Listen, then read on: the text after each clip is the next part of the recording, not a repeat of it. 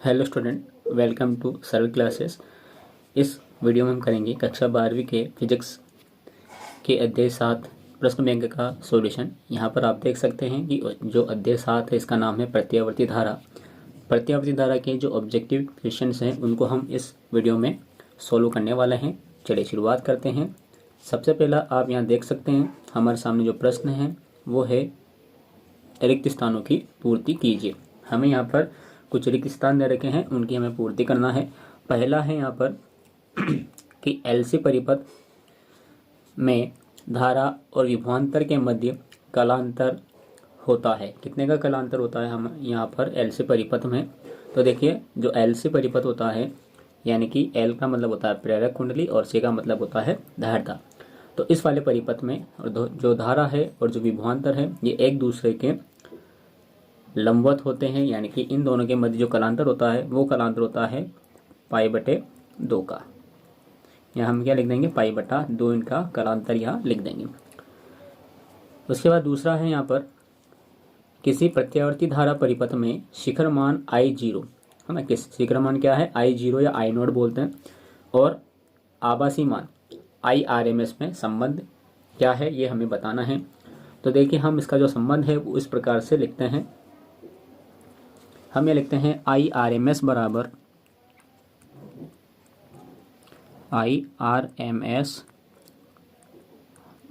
होता है I0 या I0 अपॉन √2।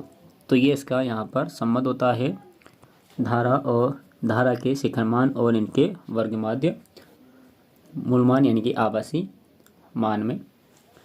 उसके बाद थर्ड है यहाँ ऊंचाई ट्रांसफार्मर की जो प्राथमिक कुंडली है उसमें फेरों की संख्या द्वितीय कुंडली की तुलना में कितनी होती है? कम होती है, ज़्यादा होती है? तो जो ऊंचाई ट्रांसफार्मर होता है उसके प्राथमिक कुंडली में फेरों की संख्या द्वितीय कुंडली की अपेक्षा कम होती है, तो हम यहाँ लिख देंगे कम।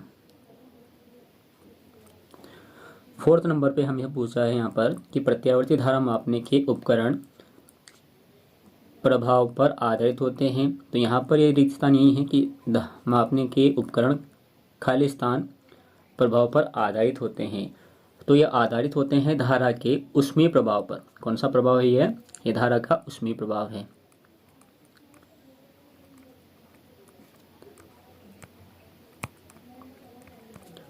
उसके बाद है पांचवा कि एक शुद्ध धारितीय परिपथ में धारा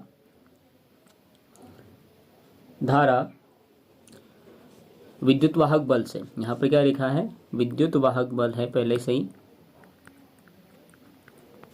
बल से कला में, और यहाँ आपका खाली स्थान है, खाली स्थान आगे होती है, खाली स्थान आगे होती है। तो ये होती है π/2। कितना आगे होती है? π/2। कथन को मैं दोबारा बोल रहा हूँ, आप सही से नोट कर ले। मैं एक शुद्ध धारितीय परिपथ में धारा विद्युत वाहक बल से कला में π/2 आगे होती है। ठीक है, इस प्रकार से। उसके बाद अगला प्रश्न यहाँ आता है सही विकल्प का चयन कीजिए। तो देखिए, सही विकल्प का हम चयन कर लेते हैं। पहला है यहाँ पर एक संधारित्र अपने में से गुजर जाने देता है केवल डीसी को यानी कि दिष्ट धारा को, केवल एसी को यानी कि प्रत्यावर्ती धारा को, डीसी और एसी दोनों को गुजरने देता है, या न तो एसी को जाने देता है ना डीसी को जाने देता है। तो जो एक संधारित्र होता है सी, वो अपने में से केवल और केवल जो एसी धारा होती है, जो प्रत्यावर्ती धारा होती है, उसको ही गुजरने देता है। उसके बाद है अगला कि ट्रांसफार्मर में जो क्रोड होते हैं वो क्रोड को निम्न प्रभाव कम करने के लिए पटलित बनाए जाते हैं। तो किसको पटलित बनाए जाते हैं? क्यों बने जाते हैं? कौन सा प्रभाव कम हो? ऑप्शन दे रखा है ताम्र हानि कम होने के लिए, फ्लक्स चरण कम होने के लिए, क्षेत्रीय हानि कम होने के लिए, या भंवर धारा कम होने के लिए। देखिए, जो ट्रांसफार्मर होते हैं उसमें ताम्र हानि जो होती है ये ऊष्मा रोकने के लिए बनाई जाती है, उसे हम ताम्र हानि बोलते हैं। फ्लक्स हानि ये होता है कि इसका जो हानि होती है उसको रोकने के लिए हम क्रोड को नर्म लोहे के अंदर बनाते हैं। उसके बाद जो क्षेत्रीय हानि होती है यहाँ पर ये क्रोड का जो चुंबकन होता है और जो विद्युत चुंबकन होता है उसके कारण से होती है, और जो भंवर धाराएं हैं इनको कम करने के लिए हम जो ट्रांसफार्मर के क्रोड होते हैं उनको पटलित बनाते हैं। तो यहाँ पर इसका सही आंसर है ऑप्शन नंबर डी।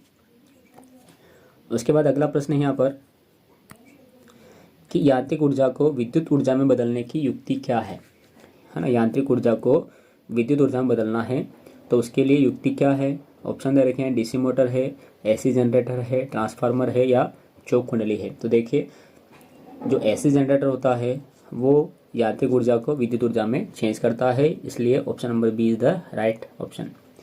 इसके बाद है भारत में घरों में दी जाने वाली विद्युत धारा की आवृत्ति कितनी होती है।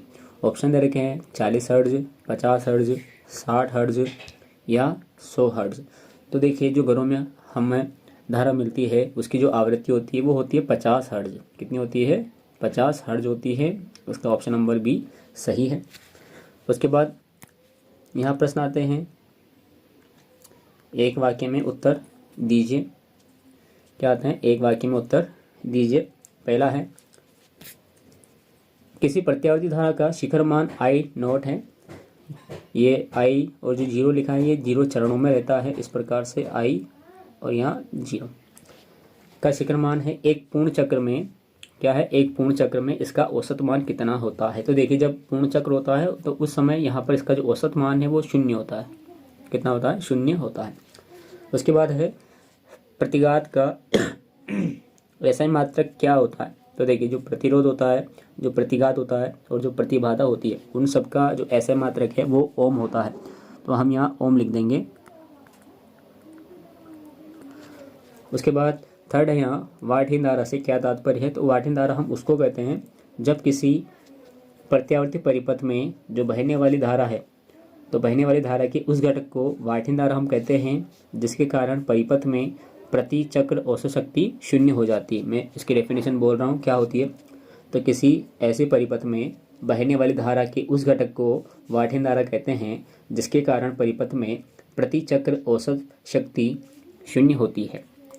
उसके बाद है किस दशा में धारा वाटहीन होती है। तो जब परिपथ में औसत शक्ति क्या है? जब परिपथ में औसत शक्ति 0 होती है तो उस कंडीशन में धारा वाटहीन कहलाती है। उसके बाद सही जोड़ी है यहाँ पर, है ना। उसके बाद क्या है? यहाँ सही जोड़ी है। तो सही जोड़ी हम देख लेते हैं। ऑप्शन नंबर 1 और यहाँ दोनों दे रखे हैं। सबसे पहले देखिए प्रेरण प्रतिघात दे रखा है। प्रेरण प्रतिघात मतलब L से संबंधित कौन है यहाँ? तो प्रेरण प्रतिघात से संबंधित होता है ओमेगा L। तो इसका जो सही जोड़ी है वो हम इसके साथ मिला देंगे C के साथ में। तो प्रेरण प्रतिघात मतलब L का मान होता है ओमेगा L, प्रतिघात यानी कि XL, XL बराबर ओमेगा L होता है। उसके बाद है कि धारितीय प्रतिघात, धारितीय जो प्रतिघात है उसका मान कितना होता है। तो जो धारितीय प्रतिघात होती है उसका मान होता है 1/2 पाई FC। क्या होता है? 1/2 पाई FC। उसके बाद है RL परिपथ की प्रतिबाधा क्या होती है। तो RL परिपथ जब हम सोल्व करते हैं तो वहाँ पर इसकी प्रतिबाधा का व्यंजक आता है ऑप्शन नंबर बी के अकॉर्डिंग अंडर में R² प्लस XL² आता है। उसके बाद चौथा है यहाँ RC परिपथ की प्रतिबाधा क्या होती है। RC परिपथ की प्रतिबाधा क्या होती है। तो RC परिपथ की प्रतिबाधा यहाँ दे रखी है।